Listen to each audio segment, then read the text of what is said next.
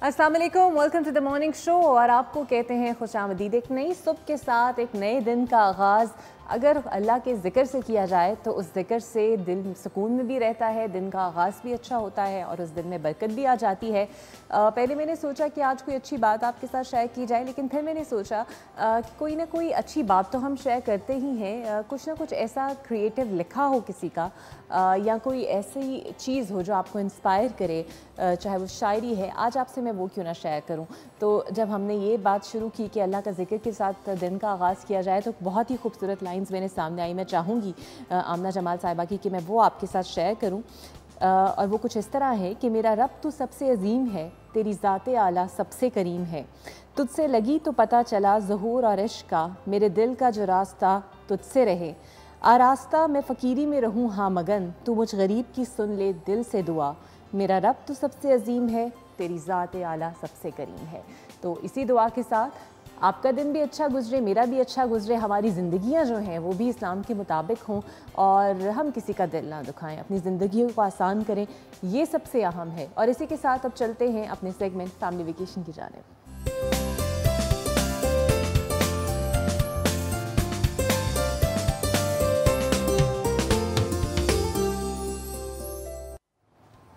तो जनाब, आज हम आपको लेके जा रहे हैं मंजूसा लेक। इसको देखिए, फिर इस पर बात करेंगे।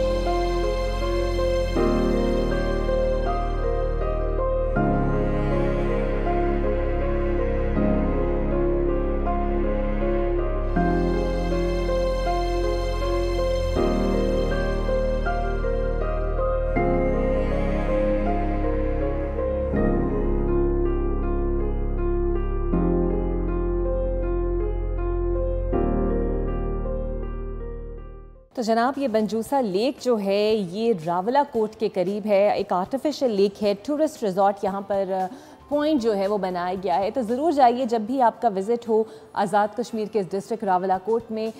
पाइन ट्रीज़ के अंदर खूबसूरत घिरा हुआ ये लेक, जहाँ पर आप बच्चों के साथ बोटिंग भी कर सकते हैं, नज़ारों को भी देख सकते हैं और इन्जॉय भी कर सकते हैं। प्लान आप यहाँ कीजिए कब आपने जाना है, और हम चलेंगे एक ब्रेक की जानिब।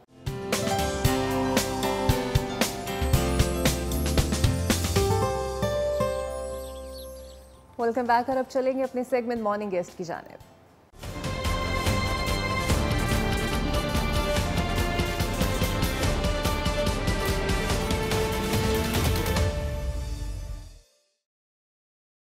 तो जनाब, मेरे पास जो गेस्ट मौजूद हैं आज, वो पाकिस्तान से उनका ताल्लुक़ एक का तो है ही, लेकिन पाकिस्तान से बाहर रहते हैं, लेकिन पाकिस्तान के बारे में सोचते हैं और कुछ पॉजिटिव करना चाहते हैं। मैं आपका तारुफ़ कराऊंगी सबसे पहले अमजद बेग साहब से। He is basically an entrepreneur, और इनकी ख्वाहिश ये है कि पाकिस्तान में बिज़नेस अपॉर्चुनिटीज़ पाकिस्तानी नेशनल्स के लिए क्रिएट की जाएँ, और पाकिस्तानी अमेरिकन्स जो वहाँ पर रहते हैं, ओवरसीज़ पाकिस्तानी, वो पाकिस्तान में क्या कुछ करना चाहते हैं उन्हें फैसिलिटेट किया जाए, इसीलिए ये पाकिस्तान आए हैं। इसके अलावा पीस एंड हार्मनी के लिए बहुत सारे प्रोजेक्ट्स पे काम कर रहे हैं, और पीस एम्बेसडर हैं, प्रेसिडेंट हैं community association of Pakistani Americans के। इंडो पाकिस्तान पीस ये चाहते हैं कि दोनों ममालिक के दरमियान जो अमन है उसकी फ़िज़ा को ये मज़ीद साजगार बनाए। एक क्रिकेट मैच भी ये करा चुके हैं इंडिया और पाकिस्तान में फ्रेंडली बेसिस पे। रेसिज्म पे काम कर रहे हैं, और इंटरफेथ हार्मनी यूएसए में उसके लिए काम कर रहे हैं। वुमेन एम्पावरमेंट के लिए लाहौर में काम कर रहे हैं, पाकिस्तान में काम कर रहे हैं, और क्या कुछ करना चाहते हैं ये आज हम अमजद साहब से पूछेंगे। Welcome to the show sir.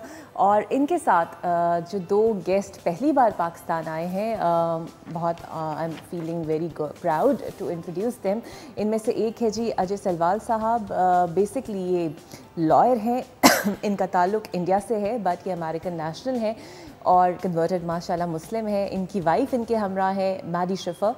ये एजुकेशनिस्ट हैं, टेक्निकल रिक्रूटर के तौर पे काम कर रही हैं, और ये दोनों पहली बार पाकिस्तान आए हैं। और मुझे जानकर ये बहुत खुशी हुई कि अजय सलवार साहब always wanted to visit Pakistan, और जो अमजद साहब काम कर रहे हैं दोनों ममालिक के दरमियान पीस के लिए, अजय साहब उस मिशन को आगे बढ़ाना चाहते हैं, एजुकेशन अपॉर्चुनिटीज़ के हवाले से काम करना चाहते हैं। आप दोनों का भी बहुत शुक्रिया and thank you Mary for being in the show.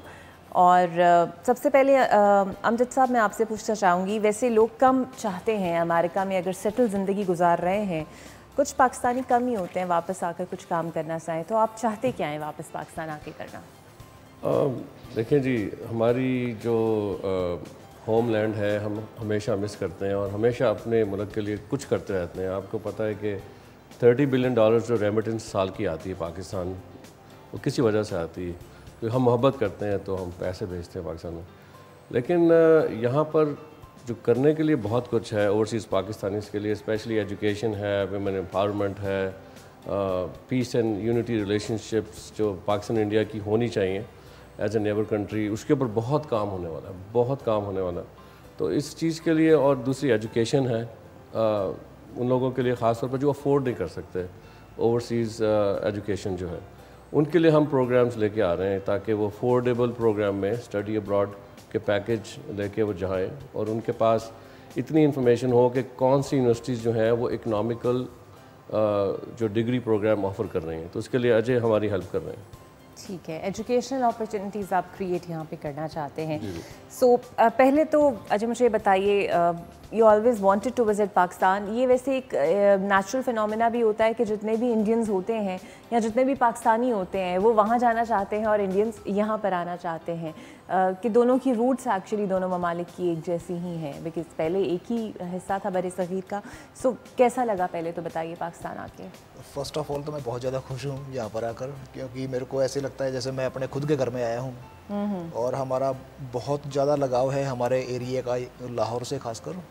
क्योंकि अच्छा। हमारे जितने भी बुज़ुर्ग थे तो बहुत कम लोग उस टाइम पढ़ते थे आज़ादी से पहले, तो जितने भी लोग आते थे पढ़ाई के लिए तो वो सिर्फ और सिर्फ लाहौर ही आते थे। तो लाहौर का बहुत बड़ा नाम है हमारे शहर के अंदर। अगर आप देखें तो FC कॉलेज लाहौर है, आज भी उसके अंदर लाहौर लिखा हुआ है। आपको भोपाल के अंदर नहीं, हिसार, मैं हिसार हरियाणा से। हिसार हरियाणा से? हाँ जी। अच्छा। तो वहाँ पर इस टाइप से है। साथ में आपको हर चौक, हर शहर में आपको चौक मिलेगा लाहौरिया चौक, ठीक है। अच्छा, एक तो FC कॉलेज वहाँ मौजूद है, दूसरा हरियाणा चौक, लाहौरी चौक, लाहौरिया चौक मौजूद है। हाँ जी। तो मैं पिछले साल गया था इंडिया, तो मैंने वहाँ पर देखा था कि लाहौरी जीरा। अच्छा। अगर आप गानों में देखेंगे तो आपको दिखाई देगा कि लगदी लाहौर दी है ठीक है। हाँ, तो गुरु रंधावा है एक अपने गायक, उनका है गाना। तो आपको लाहौर हर चीज़ में आपको मिलेगा।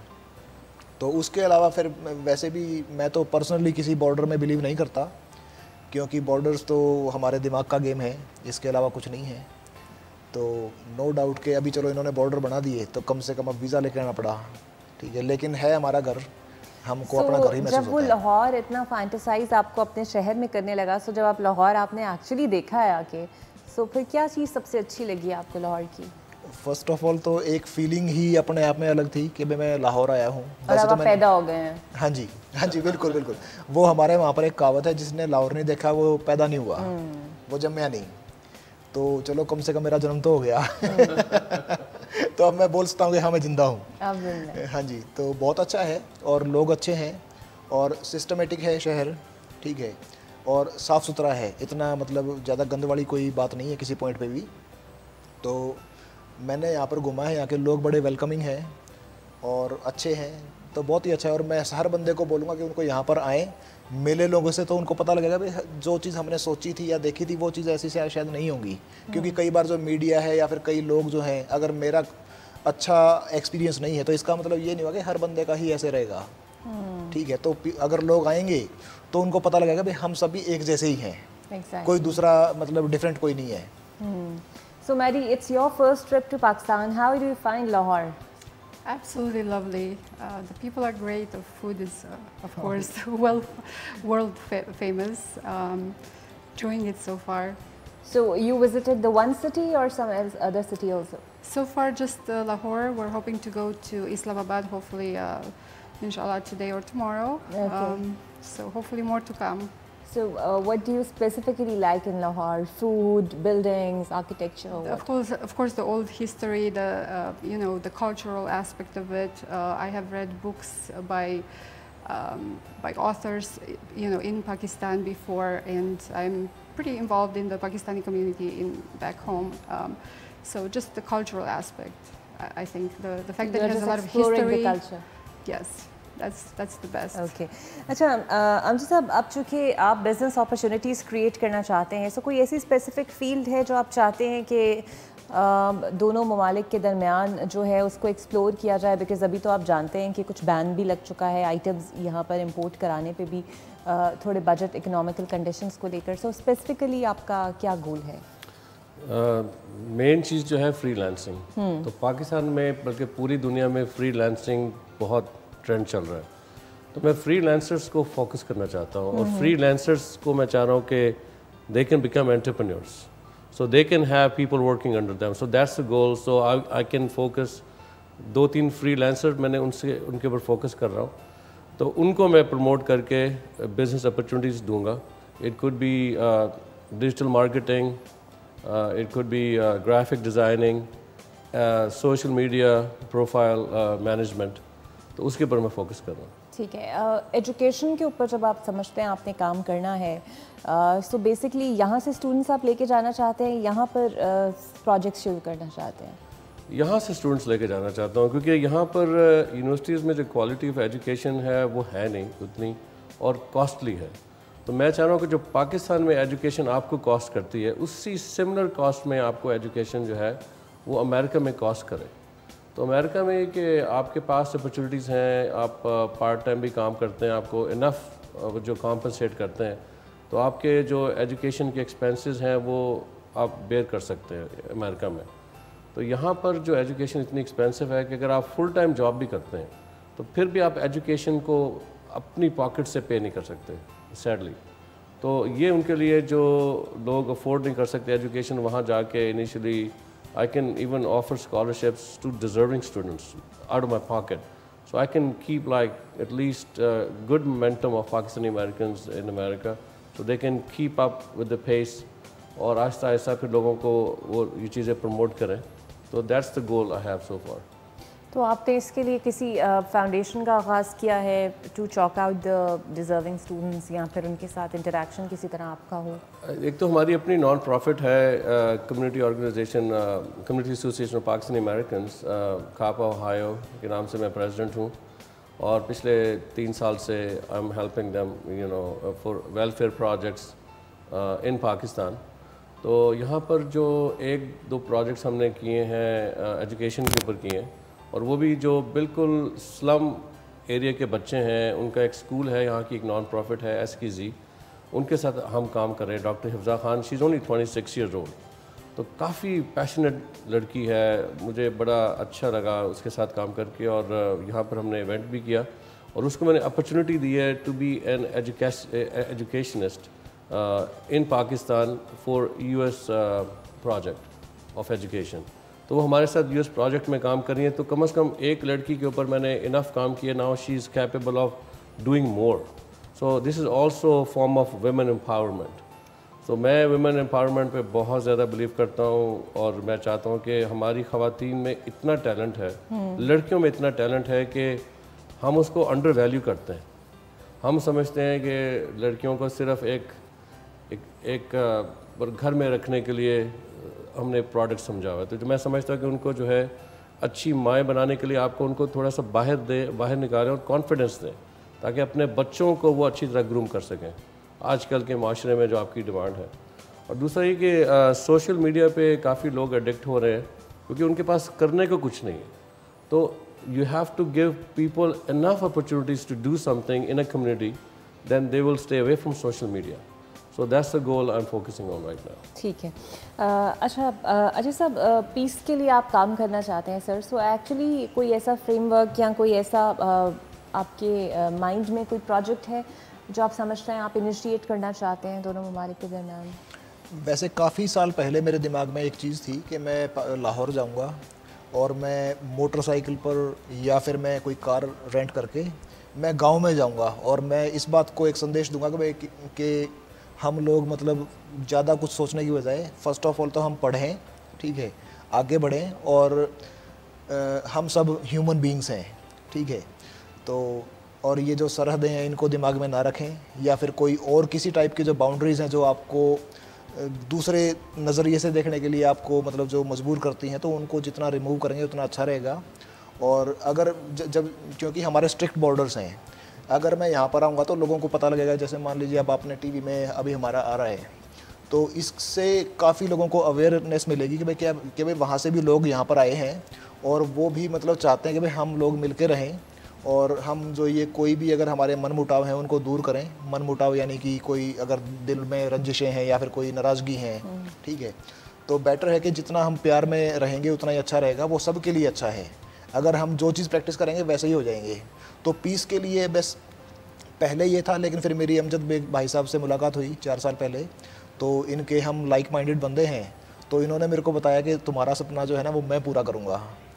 तो पहले बीच में फिर कोविड आ गया था, तो फिर अब थोड़ा कोविड थोड़ा सा धीरे धीरे अभी ईज़ हो रही हैं चीज़ें, तो इन्होंने मेरे को मेरा वीज़ा मिलने में मेरे को मदद करी, और उसके बाद फिर अभी हमारे को मौका मिला यहाँ पर आने का। ज़्यादा टाइम नहीं मिला अभी, एक फिर थोड़ी गर्मी भी है, तो लगा कि चलो कम से कम जाएँ, तब कम से कम कुछ टाइम तो वहाँ पर रहें और एक पीस का संदेश दें हम लोग कि भाई सभी एक हैं, सब एक हैं और सभी लोग अमन चाहते हैं, और एक शांति में ही सबकी भलाई है, ना कि हम किसी की मतलब टांग खींचें या फिर कुछ और करें। अच्छा, आप समझते हैं यूजुअली ऐसा होता है कि दोनों मुल्कों के दरमियान तो लोगों का इंटरेक्शन आगे पीछे यहाँ से वहाँ पे जाएं या यहाँ वहाँ से यहाँ आएँ तो बहुत ही वेलकमिंग होता है। बट अमेरिका में चूँकि कम्युनिटी साथ रहती हैं, इंडियंस और पाकिस्तान इकट्ठे रहते हैं, so when ever I visited also, तो मैंने देखा है कि बहुत क्लोजली कनेक्टेड होते हैं वहाँ पे लोग, और वहाँ पे ऐसी कोई चीज़ होती नहीं है कि आपका मुल्क है या हमारा मुल्क है, और कम्युनिटी बहुत ज़्यादा इन्वॉल्व होती है एक दूसरे में। Is that so? Absolutely correct. हाँ, तो वैसे तो वहाँ पर अब जब लोग मिलते हैं एक दूसरे से, तो लोग पढ़े लिखे हैं, पहली बात तो ये है, उनको पता है कि भाई कि उन्होंने अपने वीज़ा लगवाए हैं, उन्होंने इंटरव्यूज़ दिए हैं, तो एटलीस्ट उनका एक थोड़ा लेवल है, और वो वहाँ पर जाकर देखते हैं कि हम इंडियन या फिर कोई पाकिस्तानी ही नहीं, वहाँ पर दुनिया के हर कोने से बंदा वहाँ पर रहता है, और वो देखते हैं कि भाई हमारे अलावा दुनिया में और चीज़ें भी हैं, तो थोड़ा दिमाग भी खुलता है। जब आप बाहर जाएंगे अपने मुल्क से या फिर अपने स्टेट से, तो आप चीज़ें सीखते हैं, और फिर वो देखते हैं जब पढ़े लिखे व्यक्ति जब आपस में मिलते हैं लोग, तो उनको पता लगता है कि भाई क्या नाम सारी चीज़ें जो है ना जो हमने सोची थी शायद वो चीज़ें गलत थी, या फिर उनका दिमाग ज़्यादा खुलता है। जितना आप अपने आप को आगे बढ़ाएंगे, पढ़ेंगे, तो आपका दिमाग खुलेगा और आप दूसरे को उनके नज़रिए से भी देख पाएंगे। अभी तो हम अपने सिर्फ एक नज़रिए से देखते हैं, भाई हमने हमारा एक चश्मा पहन लिया, उसी चश्मे से हमको सब कुछ दिखाई देता है। तो बेटर है कि जितना हम पढ़ेंगे, आगे देखेंगे या फिर लोगों की बातें समझने की कोशिश करेंगे, तो हमको सब बातें समझ में आएंगी। और जो बाहर इस मुल्क से जब आप बाहर जाएंगे, तो लोग एक दूसरे से प्यार भी करते हैं और उनकी सपोर्ट करते हैं। Exactly. Acha, Maddie, as you're a converted Muslim, so how do you enjoy the festival like Eid, like Ramadan, and the culture specifically we are having in the Ramadan and Eid in America? I like the community aspect of it, of course. Just the feeling of being all together, we're all one. This is, you know, the meetings, the staying in touch with family and friends, and just that sense of community, of belonging. That's, I think, unique to Muslims. So, Ajay Saab ever bought you the bangles to wear on the Eid? We are not very much, so much into the, I guess, all the customs. Yeah. We're more on the simple side of things. Sir, आपको खरीद के देना चाहिए था उन्हें. Yes, I will give her. But sure. Now you are in Lahore, so you can buy the bangles and have some traditional jewelry as well. Definitely. So yes. You can enjoy the cultural aspect also.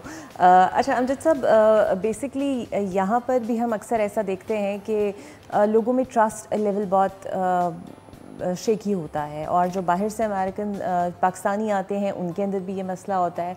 उन्हें ये लगता है कि शायद पैसे बटोरने के लिए ऐसी अपॉर्चुनिटीज़ फेक क्रिएट कर दी जाती हैं। सो जब आप यहाँ पे आए, और अक्सर लोग इन्वेस्टमेंट करने से भी डरते हैं, सो एक्चुअली इस सिलसिले में आप कोई काम करना चाहते हैं कि कोई ऐसी आप ट्रस्ट लेवल मेंटेन कर सकें इन्वेस्टमेंट अपॉर्चुनिटीज़ के लिए? देखिए जी, मैं ये कहूँगा कि as a business owner I always believe in taking risk. ठीक है जी, तो ये जो माइंडसेट बना लेना किसी कंट्री में जैसे पाकिस्तान है कि यहाँ पर जो है लोग जो हैं एक दूसरे से फ़ायदा लेने की कोशिश करते हैं, इस माइंडसेट के साथ आप कहीं पर भी चले जाएंगे तो अब कभी भी रिस्क नहीं लेंगे। तो मेरा ख्याल है कि पाकिस्तान में भी हम सब ओवरसीज़ पाकिस्तानीज़ को कम से कम इतना रिस्क ज़रूर लेना चाहिए कि हमें लगे कि वी ट्राइड, राइट। तो ये नहीं कि मैंने एक दफ़ा ट्राई नहीं किया, मैंने काफ़ी दफ़ा ट्राई किया पाकिस्तान में। मैंने पाकिस्तान में प्रॉपर्टीज़ में भी इन्वेस्टमेंट की है, जिसमें ऑब्वियसली धोखा भी हुआ है, लेकिन उसका मतलब ये नहीं है कि आप स्टॉप कर दें इन्वेस्टमेंट। आप अच्छे प्रोजेक्ट्स देखें, तो I have to be smart enough to invest. तो अगर आप स्मार्ट हैं, अच्छी जगह इन्वेस्टमेंट करते हैं, it always page you back. तो पाकिस्तान में जो है मेरा ख्याल है कि इन्वेस्टमेंट अपॉर्चुनिटीज़ बहुत ज़्यादा हैं। छोटी इन्वेस्टमेंट से यहाँ पर वेजेस लो हैं, आपको माइक्रो मैनेज नहीं करना पड़ता, आपको बहुत कम कीमत में स्टाफ मिल जाता है। मेरा ख्याल है ये सबसे बेहतरीन अपॉर्चुनिटी है। तो मैं इंडिया गया हूँ और इंडिया की इस वक्त सबसे ज़्यादा जो स्ट्रेंथ है वो उसकी ह्यूमन रिसोर्सेज है। इस वक्त पूरी दुनिया में आईटी में इंडिया लीड कर रहा है विद ह्यूमन रिसोर्स। तो हमें पाकिस्तान में जो है ये चीज़ें प्रमोट करनी चाहिए, जो हमारे ह्यूमन रिसोर्सेज हैं हम उनको ओवरसीज़ एक्सपोर्ट के लिए कैसे यूज़ कर सकते हैं। तो ये सारी चीज़ें उसमें मेन मकसद जो है एजुकेशन। अगर आप बाहर जाएं एजुकेशन के लिए तो वहाँ जाके आपको ज़्यादा अपॉर्चुनिटीज़ दिखाई देती हैं। वहाँ जाके आप अच्छी फर्म में जॉब कर सकते हैं अगर आप अपनी डिग्री कंप्लीट करें। तो मैं समझता हूँ कि पाकिस्तान में ना सिर्फ हमें इन्वेस्टमेंट करनी चाहिए बल्कि हमें पाकिस्तान में ओवरसीज़ अब्रॉड एजुकेशन के लिए भी काम करना चाहिए, और बिल्कुल दयानतदारी के साथ काम करना चाहिए, ना कि सिर्फ पैसे बनाने के लिए। तो अगर आप दयानतदारी से कोई भी काम करें इंसान, और अल्लाह ताला उसमें कामयाबी देता है। एग्जैक्टली। तो अजय साहब, बेसिकली आप इमिग्रेशन के हवाले से भी काफ़ी काम सर कर रहे हैं। सो जब आप देखते हैं कि इंडिया से अपॉर्चुनिटीज़ के लिए लोग आना चाहते हैं या पाकिस्तान से आना चाहते हैं, तो बिज़नेस अपॉर्चुनिटीज़ के हवाले से भी कुछ करना चाहते हैं? मैं सिर्फ और सिर्फ एजुकेशन वीज़ा में डील करता हूँ। हमारे जो बिज़नेस में जो डील करते हैं वो अपने अमजद साहब करते हैं। तो मैं तो सिर्फ अपने बच्चों को जिन्होंने ए लेवल किया है उनको हम एडमिशन करवाते हैं, या फिर किसी ने अपने ग्रेजुएशन की है तो उनको हम हेल्प करते हैं। अच्छा, लोगों को अक्सर इतना इल्म नहीं है कि स्कॉलरशिप्स के ऊपर जो फुली फंडेड तरीके से जो बच्चे पढ़ना चाहते हैं, जो बिल्कुल ही नहीं अफोर्ड कर सकते, उनके लिए कितनी अपॉर्चुनिटीज़ अमेरिका में मौजूद हैं? उनके लिए हैं, अगर वो बहुत ज़्यादा अगर इंटेलिजेंट है तो डेफिनेटली जो कई सारी यूनिवर्सिटीज़ जो हैं जो उनको 100% स्कॉलरशिप भी देती हैं। मैं जानता हूँ बहुत सारे बच्चों को जिनको मिली है। तो अगर बच्चे के अंदर अगर बंदा टैलेंटेड है बच्चे, तो डेफिनेटली उनको मिल सकती हैं। तो लेकिन उनको उनके ऊपर काम करना पड़ेगा। एंड आई एम श्योर कि जो हमारी जो सरकार है यहाँ पर लोकल जो सरकार है वो भी शायद स्कॉलरशिप देती होंगी जो बच्चे एक्स्ट्रा ऑर्डिनरी हैं। मेरे को पता नहीं, बाकी इंडिया में इस टाइप से डेफिनेटली मिलती है कि जो बच्चे पढ़ाई में बहुत अच्छे हैं लेकिन उनके पास पैसे नहीं है, तो बाहर की यूनिवर्सिटी भी उनको स्कॉलरशिप देती है, और आपका जो लोकल कंट्री जहाँ से वो हैं वो भी उनको सपोर्ट करते हैं, क्योंकि उनको पता है कि ये लोग काफ़ी ज़्यादा मतलब but you need to actually seek out the opportunities. एक ब्रेक लेते हैं नाज़रीन, और आपसे ब्रेक के बाद मिलते हैं।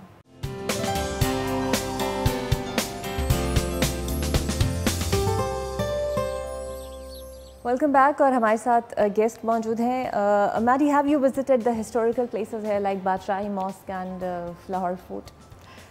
Some of them. We've been to the fort. Let's see, what else? The Minaret Lahore.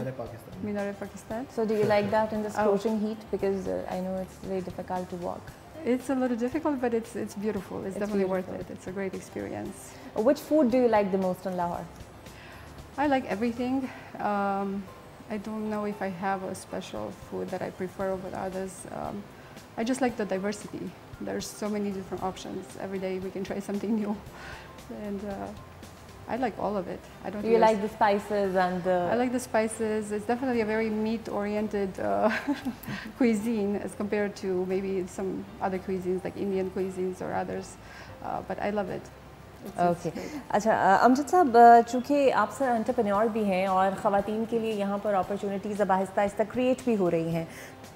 वो बच्चे सर जो स्कूल नहीं जा पाते या फिर जिनके लिए इनफ स्कूल्स नहीं हैं, या आप जानते हैं कि गवर्नमेंट स्कूल्स हैं उनकी हालत उस तरह की नहीं है, उस लिए स्पेसिफिकली कुछ करना चाहते हैं, कोई स्कूल इस्टेब्लिश करना चाहते हैं या रीस्ट्रक्चर करना चाहते हैं किसी स्कूल को? बिल्कुल, मैं चाहता हूँ कि एजुकेशन पे हम इंडिविजुअली काम करें, और हमारी कम्युनिटी में भी काफ़ी लोग हैं जो they are big donors, they want to help. अगर कोई सही ट्रस्टेबल बंदा यहाँ मिले तो मैं ढूंढ रहा हूँ ट्रस्टेबल लोग। Once I build the trust इंशाल्लाह मेरा इरादा है कि जो अनफॉर्चुनेट किड्स हैं जिनके पास कुछ पैसे नहीं हैं बिल्कुल भी, हम चाह रहे हैं कि उनको ऐसा पैकेज दिया जाए जिसमें ऐसा स्कूल बनाया जाए जिसमें उनकी पूरी फैमिलीज़ रहें, पूरी फैमिलीज़ बाहर हैं, उनको एक सस्ती एजुकेशन भी दी जाए और उनकी फैमिलीज़ जो हैं वो अफोर्ड भी कर पाएँ और उनकी फैमिलीज़ को हम मिनिमम रेंट चार्ज करें अंदर कैंपस के अंदर रहने का। तो ये प्रोजेक्ट है मेरे जहन में करने के लिए। अच्छा, with residence for the parents. और ये जितने पाकिस्तानी आपके साथ वहाँ पे इन्वॉल्व हैं, ये सब इसके अंदर अपना शेयर कंट्रीब्यूट करना चाहते हैं? बिल्कुल, हमारे पास जितनी भी कम्युनिटी में लोग हैं जिनको मैं जानता हूँ वो कहते हैं जी आप इनिशिएटिव लें, हम आपके साथ हैं, लेकिन मेरी जिम्मेदारी है कि मैं ऐसा इनिशिएटिव लूँ कि जिसके अंदर फ्रूटफुल भी हो और ज़ाया ना हो पैसे। अच्छा सर, अब एक बहुत इंपॉर्टेंट आस्पेक्ट है टूरिज़्म का। अब जिस तरह आप अजय साहब को लेकर आए और इनकी वाइफ मैडी को लेकर आए, सो बेसिकली एक टूरिज़्म को प्रमोट करने का ही तरीका है कि आप पाकिस्तान को दिखा रहे हैं कि how much beautiful the country we have. So इस सिलसिले में कुछ करना चाहते हैं बिकॉज आप एम्बेसडर हैं पाकिस्तान से बाहर। बिल्कुल, मेरे एक दो और भी इंडियन दोस्त हैं वो इंटरेस्टेड हैं आने के लिए, तो मैं समझता हूँ कि हमें इंडिविजुअली अपने दोस्तों को, अपने जो हमारे जानने वाले हैं कम्युनिटी में, उनको ला के पाकिस्तान में विज़िट करें। और मेरी कॉन्सुलेट जनरल ऑफ शिकागो से भी बात हुई थी, तारिक करीम उनका नाम है, तो उन्होंने भी कहा कि अगर आपको कोई प्रॉब्लम हो, किसी इंडियन जो आपके फ्रेंड हैं उनको वीज़ा नहीं मिल रहा, तो आप हमें बताइए कि हम आपकी हेल्प करेंगे। तो मेरे ख्याल पाकिस्तानी कॉन्सुलेट जो है वो भी काफ़ी हेल्पफुल है हमें ये प्रमोट करने के लिए। तो मैं समझता हूँ कि और भी जितने पाकिस्तानी अमेरिकन हैं हमें कम से कम इंडिविजुअली अपनी कम्युनिटी में इन्वेस्ट करना चाहिए, लेकिन हमें इंडियन कम्युनिटी के अंदर भी इन्वेस्ट करना चाहिए ताकि हमारे ताल्लुकात ऑन द होल मजबूत हों, बेहतर से बेहतर होने चाहिए। बिकॉज लोग चाहते हैं कि बॉर्डर्स जो हैं वो आसान हो जाएं। जिस तरह से यात्री आते हैं बड़ी तादाद में और इन्जॉय और बड़ा अपनी मजहबी जगहों पे भी जाते हैं, सो लोग चाहते हैं कि दोनों ममालिक के दरमियान जो बॉर्डर रिलैक्सेशंस है वो होनी चाहिए। अजय, एक कोई अच्छी याद जो आप यहाँ से लेके जाएंगे वो क्या है? या कोई अच्छी जगह जो आपको बहुत पसंद आई हो, या कोई ऐसा सिटी जो आप देखना चाहते हैं लाहौर के अलावा? लाहौर के अलावा बाकी मुल्तान है, अच्छा, गुजरांवाला है, कराची है। सारे शहर अच्छे होंगे ज़रूर। मैं वहाँ पर अभी गया नहीं हूँ, लेकिन जब मैं नेक्स्ट टाइम जब आऊँगा तो वहाँ पर डेफिनेटली मैं जाऊँगा। इस टाइम थोड़ी सी जो हमारी विज़िट है छोटी थी, ज़्यादा नहीं थी, लेकिन अब जो बात रही कि मेरे को कौन सी अच्छी लगी बात, अब क्वेश्चन ये उठता है कि मेरे को बात कौन सी अच्छी नहीं लगी यहाँ पर। यहाँ पर सब कुछ अच्छा था। और हमारे फिर वही बात कि एक हमारे अंकल जी हैं अपने वहाँ पर कोलंबस में, वो बोलते हैं कि भाई लाहौर है, बाकी सब शोर है। ठीक है, लाहौर है, बाकी सब शोर है। तो नो डाउट कि मैं इमेजिन कर सकता हूँ कि ये कितना अच्छा शहर पहले भी था और आज भी आप लोगों ने इसको मेंटेन रखा है। तो बहुत मतलब ये खुशी वाली बात है। और फिर मुमासलत आपको अपने शहर की अंदर ले जाती है, आपने बताया। Absolutely correct. बाकी वैसे सिस्टम हमारा सेम ही है। जैसे मान लीजिए जो मकान है, जो ये जितनी सब डिविजन्स यहाँ पर जो सेक्टर्स हैं, वो सेम के सेम हमारे वहाँ पर भी हैं, सेम ही है। मतलब ऐसा कोई ज़्यादा डिफरेंस वाली बात नहीं है। तो सारा लगभग सब कुछ सेम ही है मेरे हिसाब से, जो मैं देखता हूँ। So Maddie, do you want to visit again Pakistan? Oh, absolutely. And do you like the hilly areas of Pakistan? If you have seen in the pictures, obviously you didn't visit that. Yes, I'm excited to go to, hopefully we will go this time to Islamabad, and we want to see as many places as possible. But we love Lahore, so it seems like it has a special place in many people's hearts. Not just from here, but from India as well. Sir, तो आपको खाने में क्या बहुत ही अच्छा लगा है लाहौर का? लाहौर का खाना बड़ा मशहूर भी है, और वो मैं समझता हूँ कि जिस टाइम मैंने खाया तो वो लोग सही सोचते हैं इस बारे में। आपके जो कबाब खाया है मैंने, और आपका जो चिकन बनाने का जो स्टाइल है, क्योंकि वैसे मैं ज़्यादा चीज़ें खाया नहीं करता मतलब मीट के अंदर, तो चिकन का मेरे को क्वालिटी बड़ी अच्छी लगी। मैंने सारी चीज़ें मैंने यहाँ पर खाई, तो उसकी क्वालिटी बहुत अच्छी थी। और भाई साहब मुझे लेके गए थे उसमें रबड़ी फलूदा, ठीक है, तो वो बहुत अच्छा था। अच्छा, वो आपको पसंद आया? बहुत अच्छा था। मतलब सारी चीज़ें जितनी मैंने खाई हैं तो उनकी क्वालिटी बड़ी अच्छी थी और टेस्ट भी बहुत अच्छा है। तो बहुत अच्छा फूड है आपका। बिल्कुल सही। थैंक यू मैडी एंड बहुत शुक्रिया सर अजय सरवाल साहब आपका भी, और हम चाहेंगे कि आप दोबारा आएँ और मुख्तलिफ शहर विज़िट करें, सिर्फ लाहौर नहीं। बिल्कुल बिल्कुल, बिकॉज़ मुल्तान बहुत डाइवर्स शहर है, और जिस तरह आपने गुजरांवाला की बात की, हर शहर ही वैसे हर शहर का ही अपना रंग है। सर आपका वैसे किस शहर से सर ताल्लुक़ है? बेसिकली लाहौर से ही है? अच्छा, आप भी लाहौर के ही हैं। चलिए, अपने शहर की बात ही कुछ और होती है। बहुत शुक्रिया सर आपका भी, और आपको बेस्ट ऑफ लक आपके फ्यूचर प्रोजेक्ट्स के लिए, बिकॉज़ बड़ा इंपॉर्टेंट होता है कि जो पाकिस्तानी यहाँ से बाहर रहते हैं वो पाकिस्तान के लिए वापस आकर कुछ करें, अपनी कम्युनिटी के लिए कुछ करें या अपने लोगों के लिए कुछ करें। बिकॉज़ क्या फ़ायदा कि अगर अल्लाह ने आपको इतना ब्लेस्ड किया है तो आप अपने लोगों के लिए कुछ ना कर पाएँ, अपनी कम्युनिटी के लिए कुछ ना कर पाएँ। तो इन लोगों का करूँगी मैं शुक्रिया अदा, लेकिन आपने कहीं नहीं जाना, आपसे ब्रेक के बाद मिलते हैं।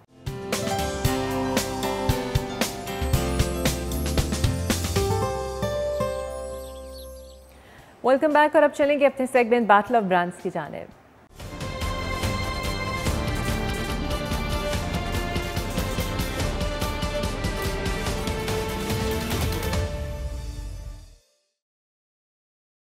तो जनाब, ज्वेलरी का शौक़ किसी नहीं होता, और जब ज्वेलरी गोल्ड की हो तब तो बिल्कुल ही हम वो चीज़ें देखते हैं कि वैसे ही गोल्ड बड़ा एक्सपेंसिव है, बट कहाँ से हमें मेकिंग चार्जेस और हिडन चार्जेस नहीं पड़ेंगे, हम वो प्रेफर करते हैं। सो आज की सेल्स भी वहाँ से ही हैं। सॉलिटायर ऑफ UAE, यहाँ पर प्री सीजन सेल है up to 35% off entire stock on diamond jewellery, so just don't miss it.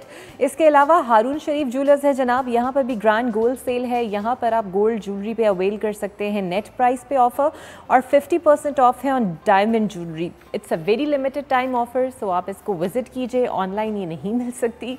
इसके लिए आपको विज़िट ही करना पड़ेगा और देखना पड़ेगा जाके कि आपको वहाँ से क्या पसंद आता है, बिकॉज़ अक्सर लोग तो गोल्ड इन्वेस्टमेंट के लिए भी ले लेते हैं। इसके बाद हम अब चलेंगे अपने सेगमेंट हेल्थ एंड फिटनेस की जानिब।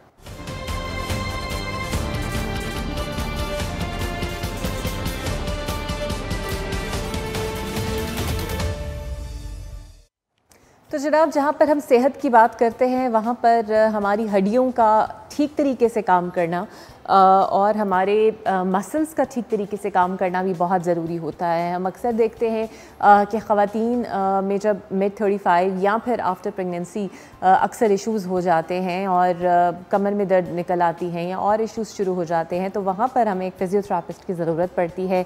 कोई हमें स्ट्रेन आ जाता है किसी मसल में या फिर हाथ या पाँव में, तब हमें ज़रूरत पड़ती है।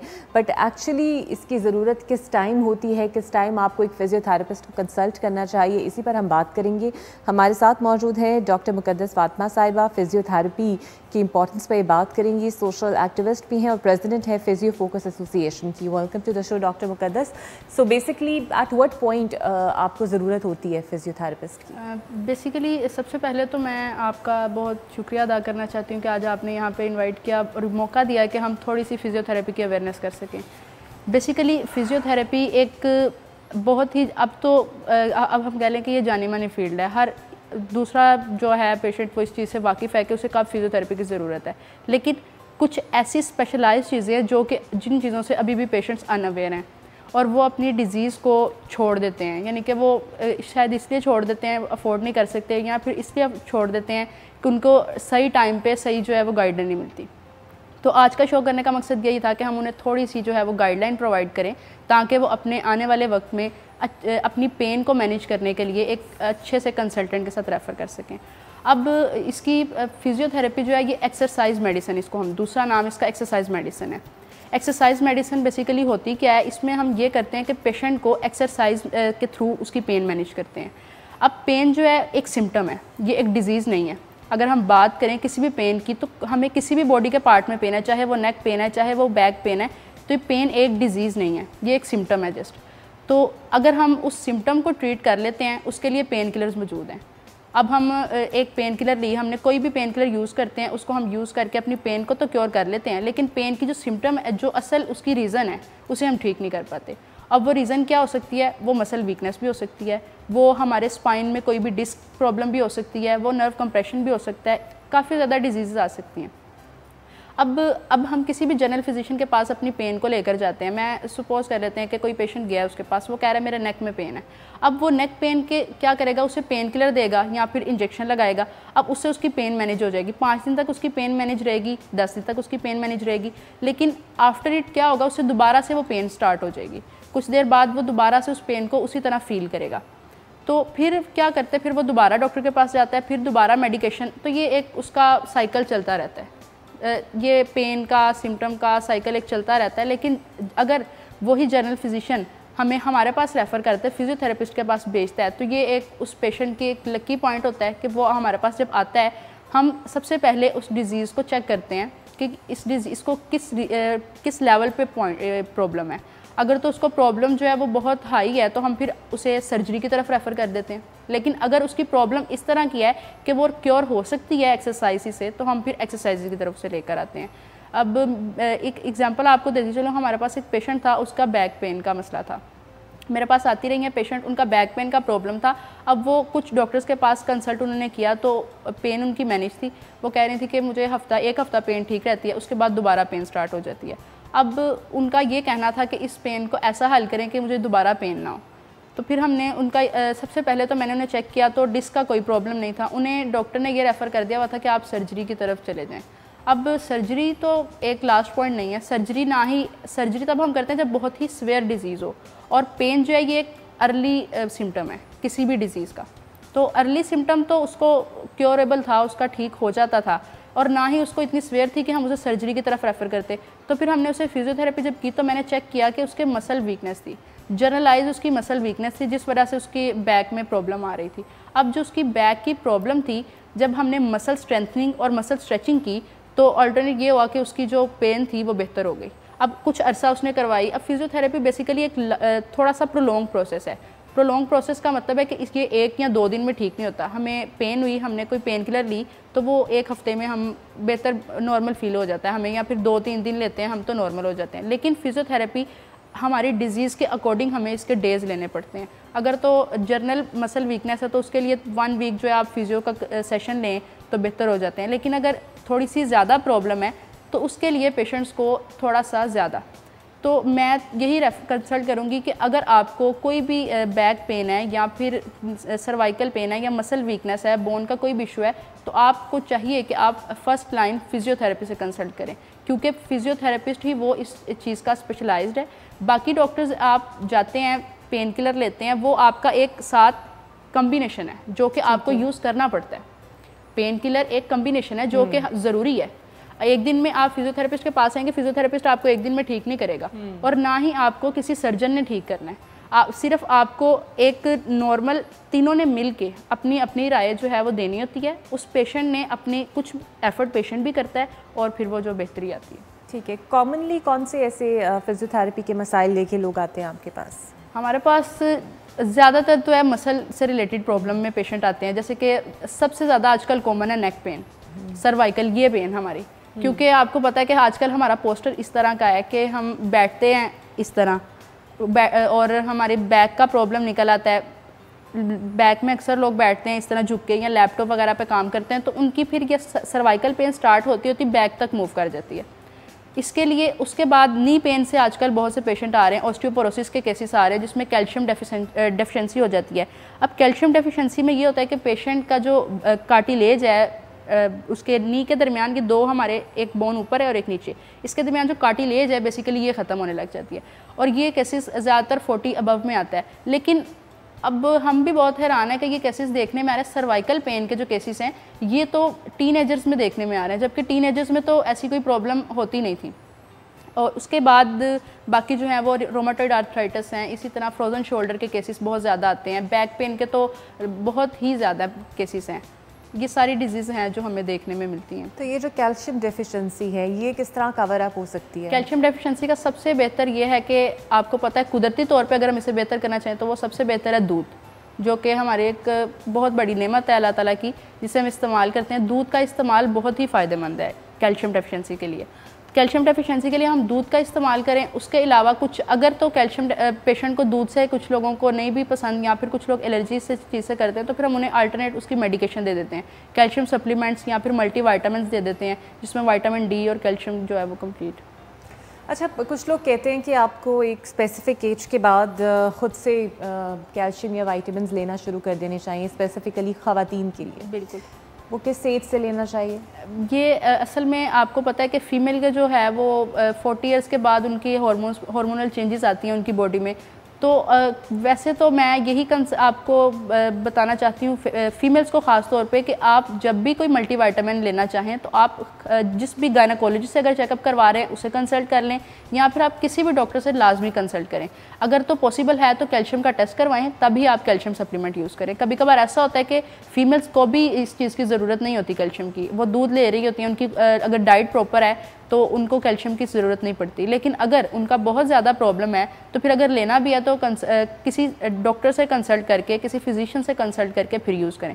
और अगर उनको लग रहा है कि बोन में प्रॉब्लम आ रही है, हमें कैल्शियम की डेफिशिएंसी, कुछ लोग घर में बैठे भी डॉक्टर बन जाते हैं, मतलब कि जो जैसे कि आप कह लें कि अब मैं डॉक्टर अगर नहीं हूँ तो मुझे इस चीज़ का, हमें करते करते भी इस चीज़ का पता चल जाता है कि भाई हमें हड्डी में दर्द हो रही है, तो इसका मतलब है कि कैल्शियम की कुछ प्रॉब्लम है, तो वो फिर हम थोड़ा थोड़ा साथ लेने लग जाते हैं। लेकिन आजकल हमारी ग़िज़ा इस तरह की है कि हमें इस चीज़ की ज़रूरत पड़ जाती है। अगर हमें नहीं भी ज़रूरत नहीं, हम नहीं भी लेना चाह रहे, लेकिन हमें फिर भी इस चीज़ की थोड़ी सी ज़रूरत पड़ जाती है, कैल्शियम की, विटामिन डी के सप्लीमेंट्स की। अच्छा, मुझे ये बताइएगा डॉक्टर साहबा कि अक्सर ऐसा होता है कि शैटिका पेन बहुत ज़्यादा कॉमन होती है, उसके इलाज के लिए क्या बेहतर है, फिजियोथेरेपी या फिर उसके लिए भी कोई अल्टीमेट सर्जरी है? बेसिकली शैटिका जो है, ये पेन सबसे पहले तो पेशेंट को पता ही नहीं चलता कि मुझे शैटिका है भी या नहीं। कुछ जर्नल पेन होती है उनकी, उसी को वो शैटिका समझ लेते हैं, लेकिन शैटिका एक प्रॉपर पैटर्न से स्टार्ट होती है, और जब उसकी सिम्टम्स हैं वो आपको अर्ली स्टार्ट नहीं होंगी, वो आपको काफ़ी देर बाद जाके पता चलता है कि शैटिका है। अब शैटिका में होता क्या, हमारा मसल है, बटक पे मसल है, पिरिफॉर्मिस मसल, बेसिकली इसकी टाइटनेस होती है। ज़्यादातर ये कॉमन होता है मेल्स में इसलिए कॉमन है कि वो आप पर्स अपनी पॉकेट में रखते हैं और उसी पोस्टर में वो बैठते हैं। जब उनका वॉलेट जो है वो उनकी पॉकेट में रहता है तो पिरिफॉर्मिस मसल पे मुसलसल कंप्रेशन डालता है। अब जब इस मसल पे कंप्रेशन डलता है तो यहाँ पे एक शैटिक नर्व है, शैटिक नर्व जहाँ से गुजरती है वो वहाँ पे पेन देती है। पहले पेशेंट को थाई के रीजन में पेन होगा, उसके बाद उसकी पूरी लेग में रेडिएट करेगा, फिर फुट तक जाएगा, और कभी कभार अगर इसको ना ट्रीट किया जाए तो ये ऊपर भी मूव कर जाता है, बैक डिस्क बल्ज की तरफ भी पेशेंट को ले जाता है, डिस्कम्प्रेशन भी इससे आ जाता है। और इसका ट्रीटमेंट क्या है, फिजियोथेरेपी के थ्रू मुमकिन है? इसके ट्रीटमेंट में हम पेन किलर्स भी पेशेंट को देते हैं। सबसे पहले तो पेशेंट जनरल फिजिशियन के पास जाता है, वहाँ से वो मेडिकेशन जो है वो यूज़ करता है। मेडिकेशन से अगर पेन नहीं होती बेहतर तो फिर फिजियोथेरेपिस्ट के पास वो आता है। फिजियोथेरेपिस्ट में यह है कि इसकी कुछ स्पेशलाइज्ड एक्सरसाइजेज हैं। बेसिकली हम पिरिफॉर्मिस मसल की स्ट्रेचिंग करवाते हैं, जो टाइटनेस उसकी है उस टाइटनेस को कम करते हैं। इसके लिए हम इलेक्ट्रोथेरेपी का भी यूज़ भी करते हैं, और इसके लिए हम फिजियोथेरेपी एक्सरसाइजेज का भी यूज़ करते हैं। बेसिकली फिजियोथेरेपी में आजकल हम दो चीज़ें इस्तेमाल कर रहे हैं, एक्सरसाइजेज और इलेक्ट्रोथेरेपी। इलेक्ट्रोथेरेपी में कुछ डिवाइसेस आ जाते हैं जिसमें टेंस है, हीटिंग पैड है, ये हम यूज़ करते हैं। अच्छा, कितने सेशंस में ये ट्रीटमेंट फिजियोथेरेपी के थ्रू मुमकिन होता है, या कोई भी सेशंस में? क्योंकि अक्सर लोग कहते हैं कि ये मल्टीपल सेशंस होते हैं, लोग को प्रॉब्लम होती है इसे प्रोलॉन्ग करवाते हुए, वो लोग चाहते हैं कि 1-2 सेशंस में ये काम निपट जाए। वही आप कह लें कि जैसे मेडिकेशन है, आप पेन किलर ले रहे हैं, उसने आपको कितने दिन में ठीक करना है? 2 दिन में। तो पेन किलर ने भी 2 दिन में ठीक करना है, फिजियोथेरेपिस्ट ने भी उसी तरह काम करना है। लेकिन अब एक आप अगर मसल है, आपके पास कोई भी मसल है, उसमें टाइटनेस है, तो उसको बेहतर करने के लिए आपको टाइम तो लगेगा। आपको प्रॉब्लम एक दिन में स्टार्ट नहीं होती, एक हफ्ते में स्टार्ट नहीं होती, ये काफ़ी अरसे से चलती आ रही है। और पाकिस्तान में तो आपको पता है कि जब हमारी प्रॉब्लम लास्ट एंड पे, ख़ास तौर पे जो लोअर क्लास या मिडिल क्लास के लोग हैं, वो तो इस चीज़ को थोड़ी देखते भी नहीं है कि हमें प्रॉब्लम क्या है। जब उनकी दर्द बहुत बढ़ जाती है तो फिर वो इस चीज़ को क्योर करते हैं। उसके बाद जब वो आते हैं हमारे पास तो फिर ये इतना मसला बढ़ चुका होता है कि ये 1 दिन में या 2 दिन में बेहतर नहीं होता। 1 दिन या 2 दिन में कर भी लें तो हम उनकी पेन मैनेज कर देते हैं। पेन मैनेज में ये होता है कि उनकी पेन ठीक हो जाती है, लेकिन कुछ अरसे बाद वो दोबारा मसला फिर बढ़ जाता है। तो इसके लिए हम उन्हें यही कहते हैं कि आप जितने सेशंस चेक करते हैं कि अगर इनको 1 वीक लगेगा तो 1 वीक के लिए रिकमेंड करते हैं, अगर 2 वीक्स का है तो 2 वीक्स के लिए रिकमेंड करते हैं। लेकिन 1 या 2 दिन में फिजियोथेरेपी का सेशन बहुत कम केसेस होते हैं जिसमें क्योर हो। अच्छा, आप डॉक्टर हैं, सो अक्सर डॉक्टर्स की राय थोड़ी मुख्तलिफ होती है। ये जो लोग जराहों के पास जाते हैं और लेप के ज़रिए या फिर माहिर जराही यूँ करते हैं तो हड्डी ठीक हो जाती है, उस पर क्या व्यूज़ हैं आपके? मेरा तो मैंने बहुत से लोगों को इससे ठीक भी होते देखा है जरा से, तो मैं ये समझती हूँ कि जहाँ पे आपका यकीन है ना, आप वहाँ से ठीक हो जाते हैं। 90% आप वहाँ से ठीक हो जाते हैं। अगर आप किसी जरा पे यकीन कर रहे हैं तो आप वो डॉक्टर के पास भी जाएंगे, आपको वो तसल्ली नहीं होगी जो आपको जरा से है। लेकिन जरा बेसिकली करते क्या है, आपको पता है कि एक एजुकेशनल जिसने पूरी एजुकेशन इसमें ली हुई है और एक जो जर्नल बैठे हुए हैं, उनमें थोड़ा सा तो डिफरेंस आएगा ना। अब प्रॉब्लम अगर ये है, मेरे पास एक इसी से थोड़ा सा आपको बताती है। चलो, पेशेंट था एक, उसको नी का प्रॉब्लम था, एक्सीडेंट हुआ, उसकी नी में कार्टिलेज जो थी वो डिस्टर्ब हो गई, मिनिस्कस थी होती है हमारे नी में, वो थोड़ी सी डिस्टर्ब हो गई, जिसकी वजह से वो जरा के पास चला गया। अब जरा ने क्या किया, प्लास्टर कर दिया, जिसकी वजह से वो इमोबलाइज, टोटली उसको इमोबलाइज कर दिया। अब इमोबलाइज करने से क्या हुआ कि उस पेशेंट के जो मसल ठीक थे वो भी काम करना छोड़ गए। उसे ज़रूरत थी कि उसे एक्सरसाइजेज करवाई जाएँ और इस चीज़ को बेहतर किया जाए, लेकिन जब हमने उनको एक्सरसाइजेज नहीं करवाई तो क्या वो उसकी वो इमोबलाइजेशन होगी। अब वो मेरे पास से कुछ देर बाद आया, किसी रेफरेंस से मेरे से उसने कांटेक्ट किया, तो उन्होंने मुझे बताया कि इस तरह हमने जरा को चेक करवाया, तो जरा ने ना 1 महीने के लिए हमें कहा था कि इसको बिल्कुल हिलाना नहीं है, ना ही कोई फ्रैक्चर था और ना ही कोई इतना ख़ास प्रॉब्लम था, लेकिन जरा ने कहा आपने 1 महीना हिलाना नहीं। पेशेंट ने भी उसकी बात मानी और 1 महीना नहीं हिलाया।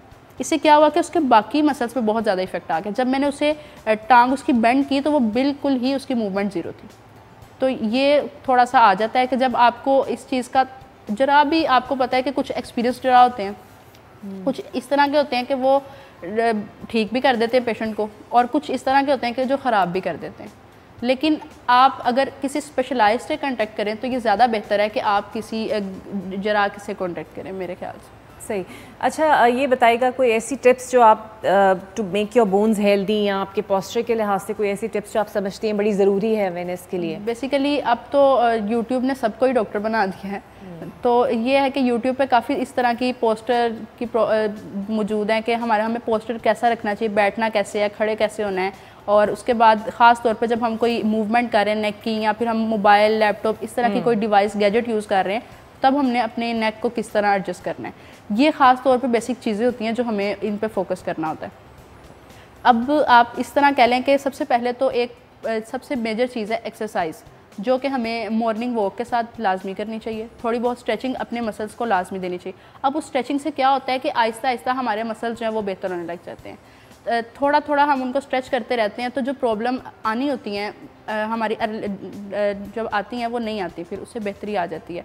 उसके बाद काफ़ी इस तरह से है कि पेशेंट को चाहिए कि वो अपना एक वीक जो है या 1 मंथ के बाद अपना एक जर्नल जैसे हम करते हैं, अपना चेकअप वगैरह करवाते हैं, किसी फिजिशियन से या किसी फिजियोथेरेपिस्ट से लाजमी कांटेक्ट करें, ताकि उसके जो बोन के चेक हैं वो हम करें, कैल्शियम डेफिशिएंसी है या नहीं है, उसके हिसाब से उसको सप्लीमेंट्स वगैरह रिकमेंड करें।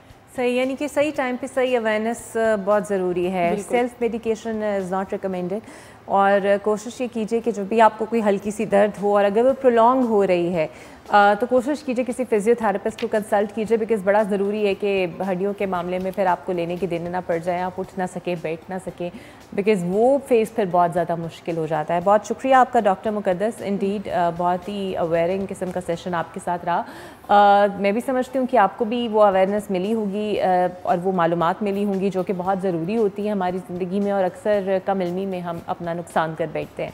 एक ब्रेक लेते हैं और आपसे ब्रेक के बाद मिलते हैं।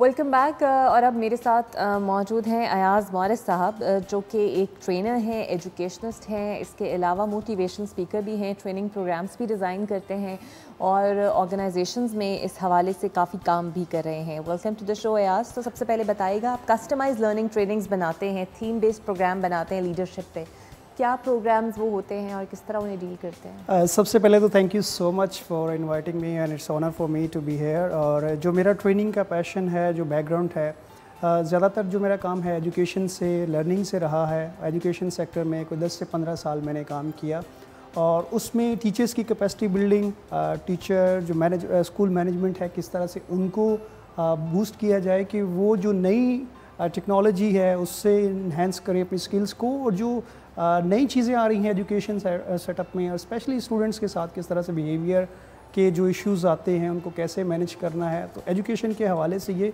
दूसरा जो मेरा लीडरशिप पे फोकस ये है कि लीडरशिप का जो पैराडाइम है, जो कॉन्सेप्ट है हमारे यहाँ, कि हमारे यहाँ जो तस्वर किया जाता है कि जो सियासी रहनुमा है, जो मजहबी रहनुमा है, लीडर वो है, मेरे ख्याल में या मैं जो सोचता हूँ वो ये है, हर वो शख्स जो ज़िम्मेदारी कबूल करता है, जो रिस्पॉन्सिबल है, जिसके ज़ुम्मे किसी एक या दो शख्स की ज़िंदगी का फ़ैसला है, वो रिस्पॉन्सिबल है। लेट्स उसकी आसान और सादा एग्जांपल जो है वो हमारे पेरेंट्स हैं घर पे, कि उनके डिसीजन हमारी ज़िंदगी पे कितने ज़्यादा इफ़ेक्ट होते हैं। तो वो हमारी ज़िंदगी में वो लीडरशिप का रोल किरदार जो है वो अदा कर रहे होते हैं। और इस तरह की जो छोटी छोटी प्राइम एग्जांपल्स हैं हमारी लाइफ में, किस तरह से उनका कंट्रीब्यूशन होता है एक ऑर्गेनाइजेशन में, यानी आपका जो सपोर्ट स्टाफ है वो किस तरह से आपकी ऑर्गेनाइजेशन का जो एक इमेज है, जो उसकी वैल्यू है, उसको किस तरह से सपोर्ट करता है, उसका कितना कंट्रीब्यूशन है। ये छोटी छोटी चीज़ें हैं जो ऑर्गेनाइजेशन के कल्चर को प्रमोट करती हैं, जो ऑर्गेनाइजेशन की जो वैल्यू है उसको कस्टमर तक लेकर आते हैं। तो आई थिंक मेरा जो इस पे जो बिहेवियर है, लीडरशिप पे जो नए देखने की चीज़ों का एंगल है, उस पे मेरी ज़्यादा ट्रेनिंग होती है और जो मैं मुख्तलिफ़ अदारों के साथ करता हूँ, ये मेरा थीम और फोकस होता है इस पर। सही। तो इंटरफेथ डायलॉग और सोशल बिहेवियर पे भी आप काम करते हैं, वो क्यों करते हैं, उसका क्या और किस कम्युनिटी को ज़्यादा टारगेट करते हैं? राइट, हाँ, ये बड़ा ज़बरदस्त सवाल है। जैसे मैंने जिक्र ये मैं अपने आपके ऑडियंस को ये बताना चाहूँगा, क्योंकि मेरा ताल्लुक जो है वो क्रिश्चियन कम्युनिटी से है, और मैं जो इस कम्युनिटी से जब ह्यूमैनिटी के सफ़र पर आता हूँ, जब मैं देखता हूँ दुनिया को एक नई नज़र से, तो मुझे ये एहसास होता है कि हमारे माशरे में जहाँ अदम बर्दाश्त बहुत कम है, जहाँ रवादारी जो है वो अब बिल्कुल बहुत कम होती जा रही है, जो हमारे माशरे का खासा थी, इस मुल्क का जो है खूबसूरती थी, यहाँ डिफरेंट रंग, नस्ल, मज़ाहिब, ज़ुबान, कल्चर के लोग मिल के एक साथ रहते थे। वो उस आई थिंक उस एनवायरनमेंट को, उस माशरे को कहीं ना कहीं जो है वो हम अपनी वैल्यूज़ खो गए हैं। जहाँ बर्दाश्त थी, जहाँ हम एक दूसरे के साथ बैठते थे, उठते थे, इख्तलाफात थे, हमारे डिफरेंसेस थे, वो अपनी जगह थे, लेकिन इंसान होते हुए, पाकिस्तानी होते हुए हम एक दूसरे के दुख, गम, खुशी में साथ होते थे। मैं समझता हूँ जब हम नौजवानों में आज देखते हैं, जब हम अपने बड़ों से ये किस्से सुनते हैं कि हम सारे मिल के इकट्ठे रहते थे, लेकिन जब आज की नौजवान नस्ल में देखते हैं, सोशल मीडिया पे देखते हैं हम, तो वहाँ ये जो है वो हमें चीज़ें नहीं देखने को मिलती। तो मेरा जो ख़ास टारगेट होता है वो नौजवान होते हैं कि डिजिटल मीडिया पर हम एक ऐसा प्लेटफॉर्म करें, जिसके लिए मैंने अपना यूट्यूब चैनल भी बनाया, जिसमें मैं मुख्तलिफ़ बैकग्राउंड के, मुख्तलिफ़ रिलीजन के, मुख्तलिफ़ प्रोफेशन के लोगों के साथ इंटरव्यू करता हूँ कि वो बात करें, डायलॉग को प्रमोट करें। जो ये रवादारी है इसको हम आगे लेके चलें कि पाकिस्तान एक खूबसूरत गुलदस्ता है जिसके अंदर मुख्तलिफ़ जो रंग हैं, कल्चर हैं, मज़ाहिब हैं, ज़ुबानें हैं, खाने हैं, ये वो पाकिस्तान की खूबसूरती है जिसको हमें नई नज़र से देखने की ज़रूरत है।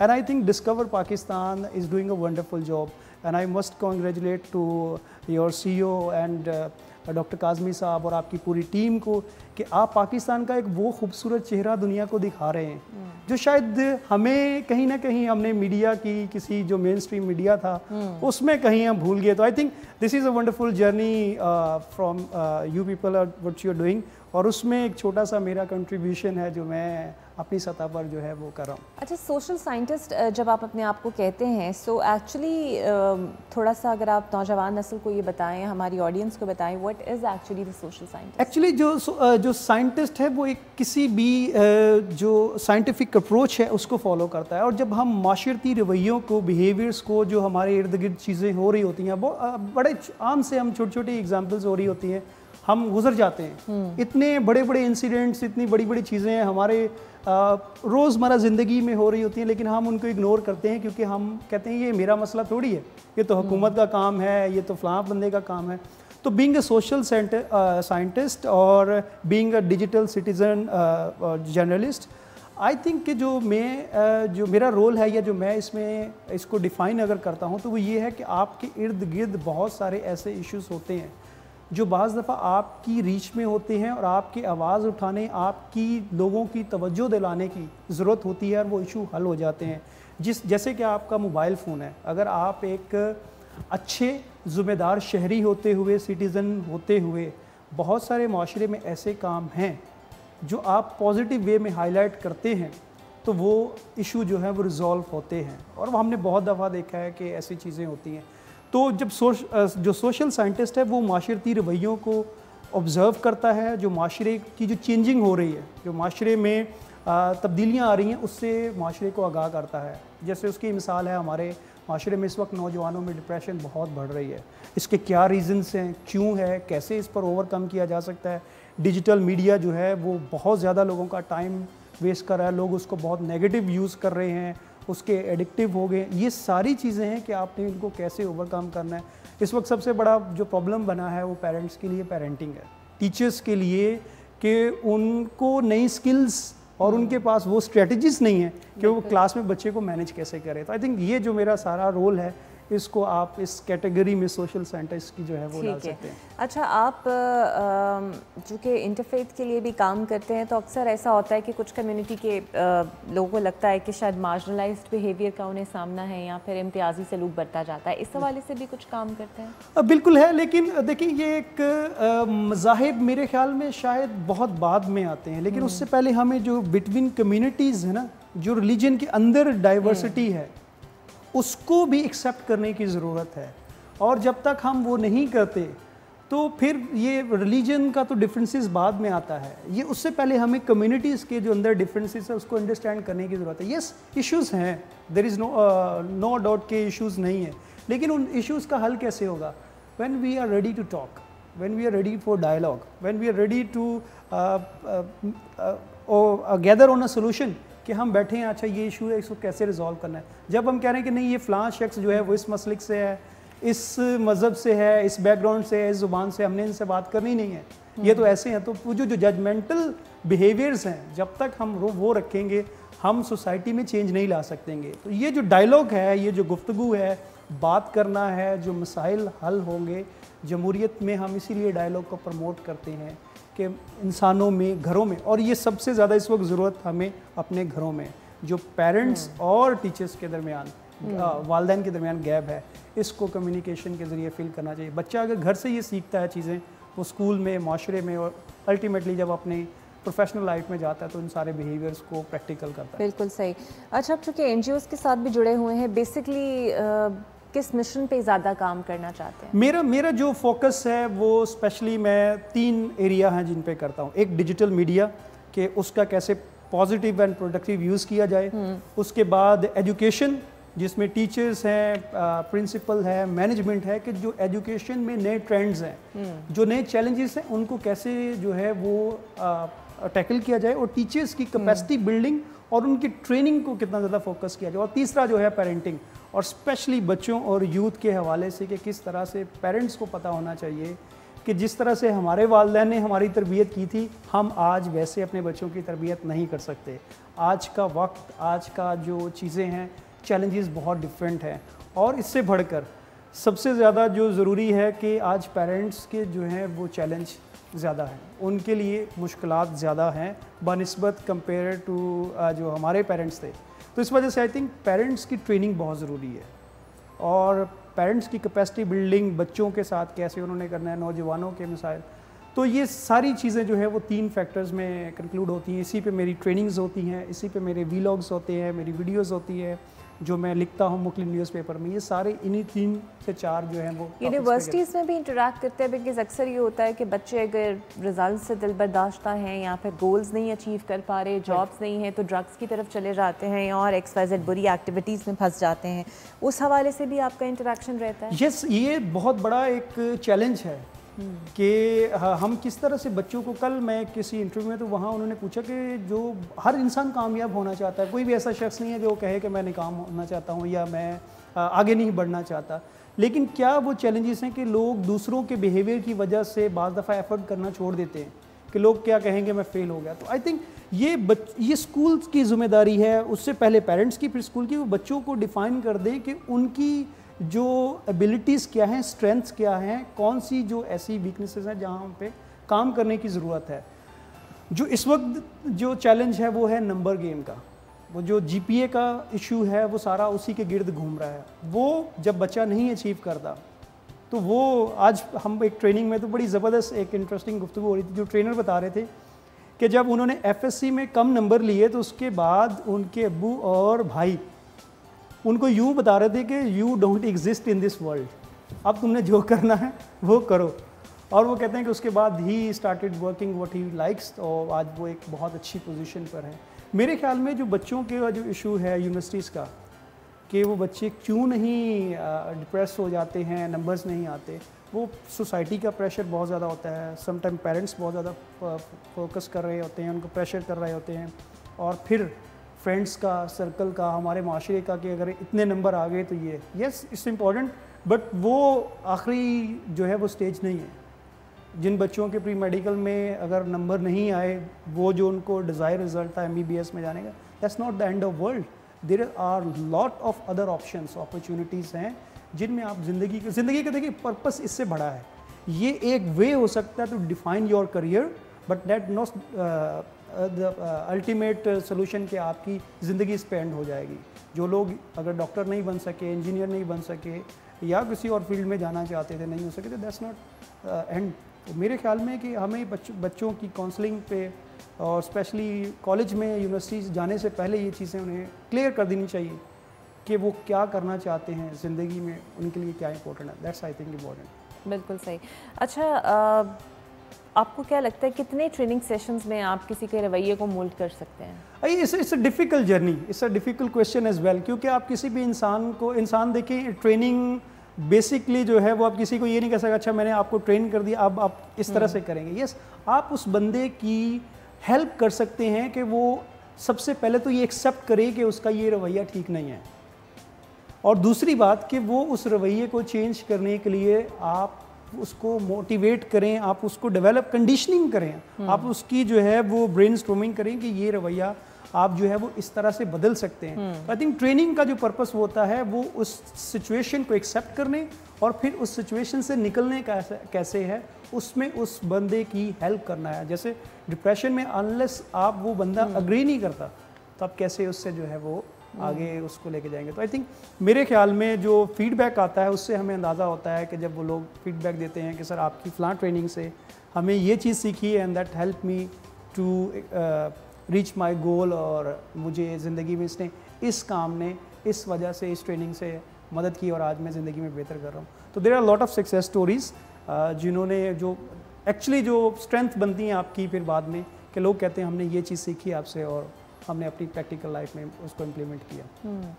तो ऑर्गेनाइजेशंस के अंदर जब आप जाते हैं क्या समझते हैं किन चीज़ों पे आज के दौर में काम होना बहुत ज़रूरी है जो कि अक्सर लोग नहीं करते? बिल्कुल, ऑर्गेनाइजेशन में जो सबसे बड़ी जो चीज़ है वो मेरे ख्याल में ऑर्गेनाइजेशन का कल्चर है। आप किस तरह से अपना जो आपका सपोर्ट स्टाफ है उसको किस तरह से आप सपोर्ट करते हैं, उसको किस तरह से आप एनवायरनमेंट अपनी ऑर्गेनाइजेशन का बनाते हैं। जैसे घरों में आपका अगर माहौल ऐसा नहीं है जहाँ पर बच्चे अपनी बात क्या वो फील कर रहे हैं या किस प्रॉब्लम से, किस पेन से वो गुजर रहे हैं, पेरेंट्स को बता नहीं सकते। इसी तरह से ऑर्गेनाइजेशन कल्चर इतना स्ट्रॉन्ग होना चाहिए, चाहे वो स्कूल है, NGO है, कोई ऑर्गेनाइजेशन है, कोई कारखाना है, कोई फैक्ट्री है, कोई फॉर्म है, कोई मॉल है, कुछ भी है। अगर वो कल्चर ऐसा है जहाँ पर जो लोग हैं वो इंटरेक्ट कर सकते हैं, they can say what they feel, तो उस वक्त तक वो ऑनरशिप नहीं लेते। मैं एक सवाल अक्सर पूछता हूँ कि पाकिस्तान का सबसे बड़ा मसला क्या है। लोग कहते हैं जी ये है वो है, मैं कहता हूँ ये मसले नहीं है, असल मसला ये है ऑनरशिप का। यहाँ कोई भी किसी चीज़ की ऑनरशिप लेने को तैयार नहीं है। उसकी छोटी सी मिसाल है कि आप कमरे से बाहर जाते हैं और आप लाइट ऑफ नहीं करते, आप कहते हैं जब मेरी कौन सी जिम्मेदारी, मैंने कौन सा बिल देना है। इस ऑनरशिप, आप छोटी छोटी ज़िंदगी के जो फैसले हैं ऑनरशिप लेते हैं कि नहीं यार मेरे इस काम से एक कहीं ना कहीं इम्पैक्ट जो है वो डलेगा, कहीं ना कहीं इसका असर आएगा। तो आई थिंक जो ऑर्गेनाइजेशन को अपने कल्चर को इस तरह का बनाना है कि वहाँ जो उनके एम्प्लॉयज़ हैं, कस्टमर हैं, what they feel they can say, कि उन्हें पता हो हमारी बात को वैल्यू दी जाएगी और वो ऑनरशिप लेने को तैयार हैं और उनकी इस ऑनरशिप को आप जो है वो एक्सेप्ट करते हैं, तो वो ऑर्गेनाइजेशन जो है वो ग्रो करती हैं। वो चाहे घर की हो, घर में भी पेरेंट्स को पता, बच्चों को पता हो कि हम कोई गलती करके आएंगे तो अब्बू को या अम्मी को बताएंगे तो कुट नहीं पड़ेगी। वो हमें कहेंगे अच्छा बेटा ओके कोई बात नहीं, नेक्स्ट टाइम इस चीज़ से ऐसे नहीं ऐसे टैकल करना है। तो ये वो एनवायरनमेंट है, ये वो कल्चर है, आपने उसको फ़रोग देना है। तो मेरे ख्याल में चीज़ें ग्रो करती हैं। कोई एक ऐसा मिशन जो आप चाहते हैं उसे प्रोपेगेट करना और उस पर काम कर रहे हैं? मेरा जो मिशन है कि मैं एक ऐसा प्रोडक्शन हाउस बनाऊँ पाकिस्तान में जिसमें हम पाकिस्तान के जिस तरह डिस्कवर पाकिस्तान, ट्रैवल पर, टूरिज़म पर, पाकिस्तान की ब्यूटी पर, पाकिस्तान को एक पॉजिटिव एंगल के साथ दुनिया के साथ पेश कर रहा है कि मैं उसमें नौजवानों के लिए ख़ुसूसी तौर पर काम कर सकूं और नौजवानों को व्हाट दे फील और उनकी किस तरह से कैपेसिटी बिल्डिंग पे काम किया जा सकता है, उस पर फोकस करके काम किया जा सके। बहुत ही अच्छा आपका फोकस है और आपको बेस्ट ऑफ लक कहेंगे, बिकॉज आज के ज़माने में किसी को हौसला देना भी एक बहुत बड़ा काम होता है। नयाज़ मौर्य साहब is doing that. Thank you very much for your time और आपकी पार्टिसिपेशन का।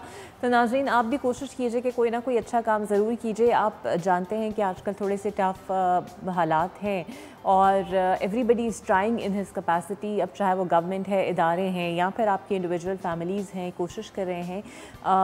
ये किसी ना किसी तरह इकनॉमिक क्राइसिस आते हैं, टाइट हालात आते हैं, but her nation, her family, her individual उससे बाहर निकलने की कोशिश करता है। आप भी अपने एंड पे कोशिश करें। जिस तरह हमने देखा कि हमारे एक वज़ीर ने कहा कि आप चाय अगर डबल पीते हैं तो उसे एक कप कम कर दें। इसमें कोई बुराई नहीं है बिकॉज़ हम इम्पोर्ट करते हैं चाय। तो अगर आप 4 कप पीते हैं दिन के, तो अगर आप उसे 2 कर दें या 3 कर दें तो कहीं ना कहीं तो सेविंग होगी। लेकिन इससे भी ज़्यादा इम्पॉर्टेंट ये है कि आप ये कोशिश करें कि अपने रेगुलर बजट में से आप बेशक आपके आसपास जो लोग हैं उनकी मदद आप मॉनेटरी टर्म्स में ना कर सकें, पैसों की सूरत में ना कर सकें, तो अगर आप अपने घर के अंदर कोई यूटिलिटीज़ लेकर आते हैं, राशन लेकर आते हैं, तो कोशिश करें उसमें से एक आध चीज़ एक्स्ट्रा ले लें जो आपके बजट पर हैवी कॉस्ट नहीं कर रही, और उन लोगों में से किसी को दे दें जो सफ़ेद पोश हैं, they never come at your door to demand it. आपके घर में नहीं आते उससे मांगने के लिए, तो आप गिफ्ट के तौर पे उन्हें दे दें। उसमें चावल भी हो सकते हैं, घी भी हो सकता है, चीनी भी हो सकती है, कुछ भी हो सकता है जो आपकी कैपेसिटी में आप समझते हैं। अगर आप पैसे नहीं देना चाहते, किसी को कंट्रीब्यूट नहीं करना चाहते फाइनेंशियली, तो एटलीस्ट फ़िलहाल के लिए उनको ये चीज़ें भिजवा दें as a token of love, as a token of regard, as a token of appreciation, किसी भी तरह से बट मदद करते रहें किसी ना किसी के। और इसी तरह मिलजुल के कोविड जैसे वक्त में अगर हम बाहर आ सकते हैं उन हालातों में से, और हमने देखा कि we have a very strong nation, और हम निकले बाहर उन लोगों के लिए जो डेली वेजेस थे और काम नहीं कर सक रहे थे लॉकडाउन के दिनों में, तो ये भी एक टाइम है। इससे भी कोशिश करें कि हम लोग निकलें और आपकी कहे हुए कुछ अल्फाज किसी के लिए इंस्पिरेशन भी बन सकते हैं, कारज भी बन सकते हैं, और वो बहुत ज़रूरी है। और इसके साथ ये भी ज़रूरी है कि आप हमसे कनेक्टेड रहिए फेसबुक के ज़रिए, ट्विटर के ज़रिए और इंस्टा के ज़रिए। और हम जानना चाहते हैं कि पूरे पाकिस्तान में ऐसी कौन सी खूबसूरत जगह है जहाँ पर आप रहते हैं और आप समझते हैं कि उस स्ट्रीट को हम लोग नहीं जानते, उसकी स्पेशलिटी को नहीं जानते, उस इलाके के खाने को नहीं जानते, तो आप हमारी टीम को बता सकते हैं। हम उसको डिस्कवर कर सकते हैं, दिखा सकते हैं और लोगों को बता सकते हैं कि ऐसी यूनिक चीज़ या ऐसी यूनिक जगह जो है वो पाकिस्तान में मौजूद है और जिस पे हर कोई फ़ख्र भी कर सकता है। इसके साथ ही मुझे दीजिए इजाज़त। अपनी दुआओं में हमें याद रखिए, खुश रहिए और खुश रखिए भी। अल्लाह हाफ़िज़।